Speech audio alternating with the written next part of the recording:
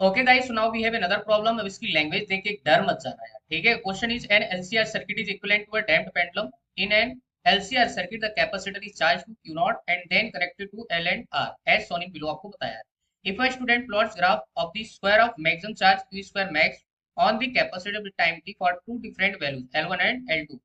L1 आपको दे रखा है greater than L2 of L, then which of the following represent this graph correctly. Plots are schematic are not drawn to scale, right?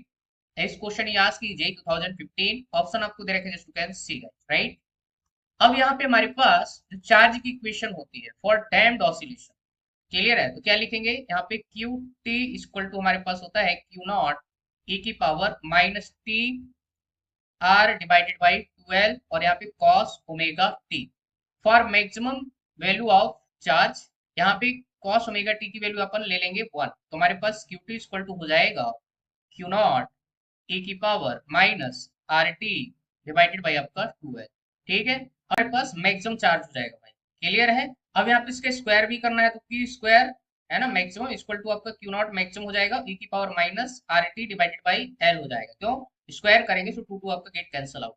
अब यहाँ पे आपके पास जो यहाँ पे आर बाई एल लिया हुआ है बेटा, ध्यान से देखना, हमारे पास जो डीके कांस्टेंट होता है यहाँ पे कांस्टेंट भी डिफाइन करना पड़ेगा, डीके कांस्टेंट, क्लियर है। तो ये इक्वल टू कितना हो जाएगा आपके पास आर बाई एल। ये एल की क्या होता है इनवर्सली प्रोपोर्शनल होता है, ठीक है। तो अगर ये थोड़ी सी भी बात आपको मालूम थी ना तब भी आप यहाँ पे क्वेश्चन को सॉल्व कर सकते थे, ठीक है। यहाँ पे कुछ भी आपको करने की जरूरत नहीं है, ये जनरल एक्सप्रेशन होता है। तो हमारे पास जो डीके कांस्टेंट होता है that is equal to R by L, और ये एल की क्या होता है इनवर्सली प्रोपोर्शनल होता है। एल जितना हाई होगा डीके कांस्टेंट आपके पास यहाँ पे लेमडा अगर मैं ले लूं तो ये क्या होगा आपका लो होगा, क्लियर है।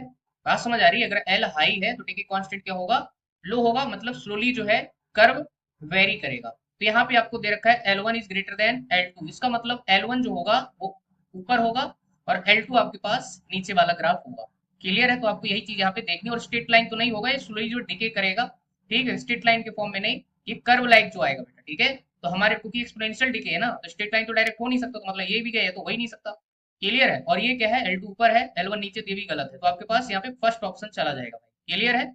तो ये आपका जो है बेसिक फंडा हो जाएगा, क्लियर है। तो आई होप यार ये चीज आपको यहाँ पे समझ आ गई होगी बेटा।